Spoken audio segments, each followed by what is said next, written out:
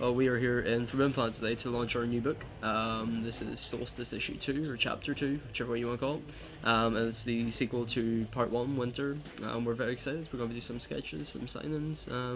Yeah, it's going to be awesome. So the way I see it, Solstice is a story about a young girl coming of age. She's 16, leaving her family home, and she has to go and fulfill the roles of her ancestors. And it's sort of like a discovery of what her ancestors were and what she is going to be, but at the same time fighting gods. So I mean, if that doesn't sound quite gravitas enough, I don't know what does. Artwork wise, definitely when you pick the book up, you'll see it's different from other comic books. We use visual storytelling quite a lot of colors to show emotion, season, which is nice and something that you don't really see that often. And yeah, my artwork has been described as frenetic before, which I'm not sure what it means, but it sounds cool. I love everything mythology.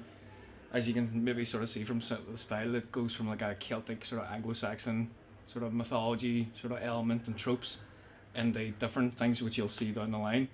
But it's essentially about a young girl who is the herald. Her mother before her and her mother before her was the herald, and she's there to battle the champions of the seasons. And if she can slay the champion, she brings on the new season. So she's kind of like daughter nature, is what I sort of we don't call it on that, but it's kind of just the easiest way to sort of sell it. But then in that story, there's another new element, just essentially the most basic version of entropy. It's just ruin is coming to destroy everything, and can she stop it? I've worked with like different writers in the past before, and I really just enjoy working with Danny. He's a great writer. I mean, the first time I ever read Solstice, I didn't read it until after it was finished, sort of thing, and yeah, I loved it. The way we work backwards and forwards, we sort of ping ideas off each other, so the flow of the comic book is a little bit more natural. It's not sort of fixed scripted. We kind of work it through together, and that sort of cohesiveness in a comic book, I think, comes across in the story and visual storytelling. So yeah, I like it. We work well together, I hope. What we do is sort of different types of comic books for different parts of the sort of social sectors, as well as fun stuff like Solstice and that as well.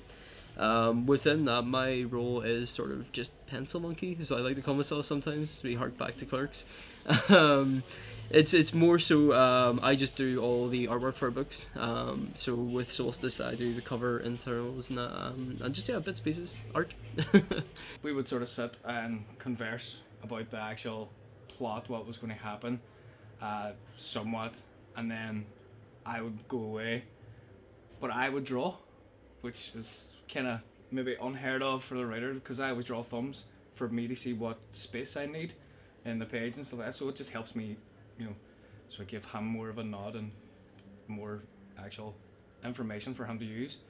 Very little scripts actually used. It would be more of like bullet points and just hitting a note of the plot, which if I give that to him, he can run with it a little bit more than if I told him a very much rigid sort of plot line. So it's together we're hammered it on the shape all the way down, but never really having a direct plan. We know the end of every issue, but it's just like, let's have fun. What else can we explore when we're doing that, instead of just being rigid to the sort of the initial concept.